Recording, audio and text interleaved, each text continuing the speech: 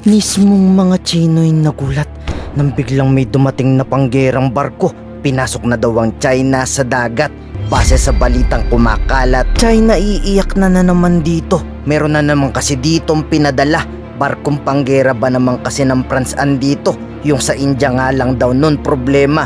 Ayon kay Commanding Officer Le Bourgis, kapitan ng French Frigate Britannia, 5 araw daw silang mananatili sa Maynila. Gusto daw nila dito magkaroon ng visiting forces. Papalakasin daw kasi nilang defense security cooperation sa Pinas. Iensayo daw tayo ng France paano i-depensa ang WPS. Pero bago pa man daw sila tumungo sa Pinas ay pinasok muna nila ang dagat ng China. Pero ni isang Chino wala daw nagpakita. Totoo nga kayang natatakot sa barko ng France ang mga barko ng China?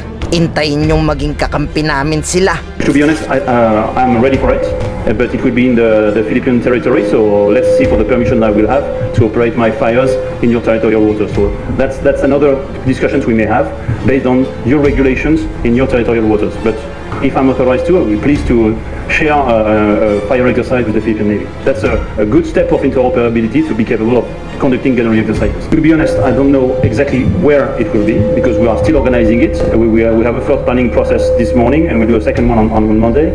I think it's going to be quite close to your littoral because it's a reduced ambition exercise. Reduced why? Because we're coming together quite recently on this exercise. That's not a big exercise such as BALITA TV. It takes months to plan to gather so many assets. So now it's more something that we could do on a short notice, and that's great to have that in mind because being able to operate with 2 different navies on a short notice is also something that we want to be capable of with the Philippine Navy. So we have now common ground based on our previous experience at sea, and we are able to conduct this short notice interaction, I would say, which means if we are capable of doing that in 2 meetings of 1 hour during a port visit, tomorrow, really tomorrow, we will be capable of doing that by encountering each other at sea and be capable to operate together at sea. You know, operating at sea is something complex because you are closing different assets and you have to be very accurate in the coordination process.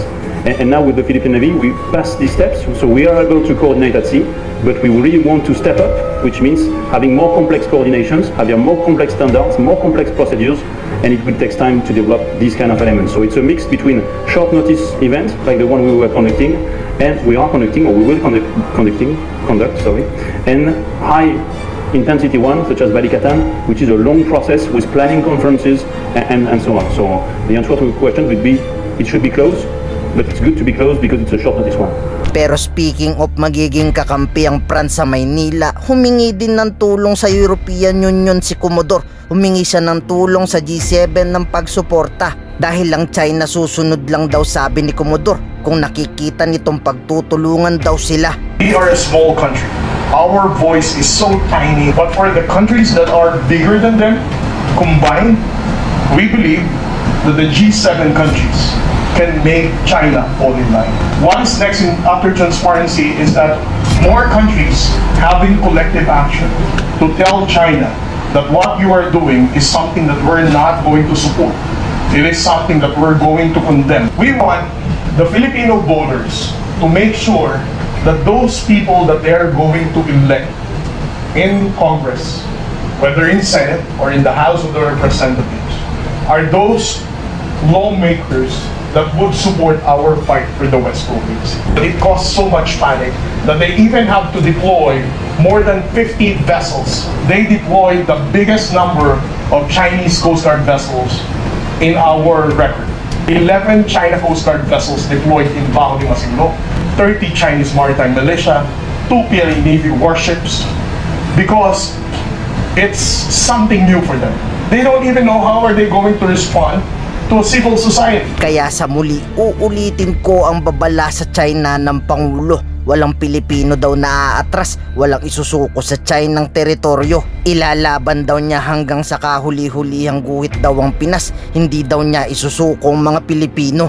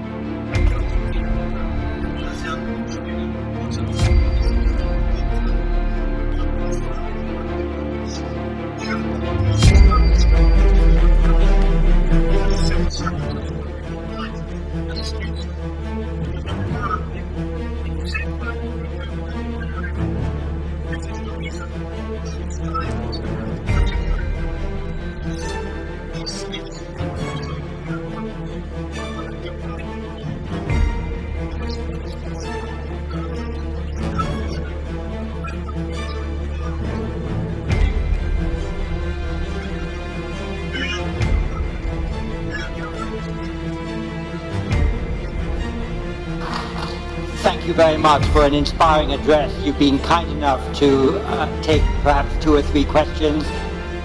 Thank you very much, Chair. Give me this one more chance to ask a question to President.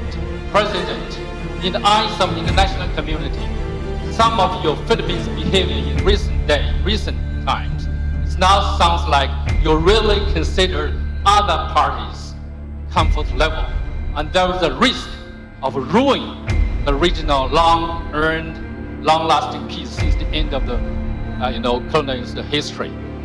What's your comments on that? Quite the contrary. I think if you examine more closely the remarks that I just made, I precisely focus on ASEAN centrality, and that the principles that are laid down that are involved in the concept of ASEAN centrality are some things that we must use to guide us. And when we talk about the South China Sea, we have to also remember that the South China Sea is the passageway for half of the world trade. And therefore, the peace and stability of the South China Sea and the freedom of navigation of the South China Sea is a world issue. And that is what I am proposing. And I am saying that yes, it is a regional issue, but we must examine and be part of the discussion. We must include all parties in the discussion, because now it is not just ASEAN member states who are stakeholders. And it is quite easy to see that it is in fact the entire world that have become stakeholders in the peace and stability of our region. President Marcos, I'm going to ask you a very direct question, if you don't mind, which is, if Chinese Coast Guard water cannons killed a Filipino sailor, would that cross a red line? And then can you also give us a sense of what are the actions that would trigger a request from Manila to Washington to invoke the U.S.-Philippines Mutual Defense Treaty? If a Filipino citizen is killed by a willful act, that is, I think, very, very close to what we define as an act of war. And therefore, we will respond accordingly. And our treaty partners, I believe, also hold that same standard for when the actions, with the joint action, will be undertaken in support of any such incident in the Philippines. Thank God, we have not yet gotten to the point where any of our participants, civilian or otherwise, have been killed. But once we get to that point, that is certainly, we would have crossed the Rubicon. Certainly crossed the Rubicon. Is that a red line? Almost certainly it's going to be a red line. So what specific force packages are you eyeing particularly in the next coming years? And what exactly are we to expect after Horizon 3 of the AFP modernization program? The Horizon 3 acquisition program is the acquisition program that our Department of National Defense has just completed. Then we are presently in the process of finding suppliers for all the different requirements that we have to build up our capabilities in the armed forces of the Philippines to work for peace, prepare for war. And it is an unfortunate truth, but and that is why we have undertaken this long-term. It has been going on for many years now. This long-term plan of increasing the capabilities of our military and our civilians, such as the Coast Guard, in the Philippines. You have helped us to set the agenda, you have provoked our thinking, you spurred us to action. That is the keynote speech that we needed, that is the keynote speech that we got. You have some for your supper. I think it's time for you to enjoy it. Thank you, sir. Thank you. Ngayon, ikaw, bilang Pilipino, ano ang masasabi mo at reaksyon sa balitang ito? Mag-iwan ka ng komento sa ibaba at atin pong babasahin isa-isa.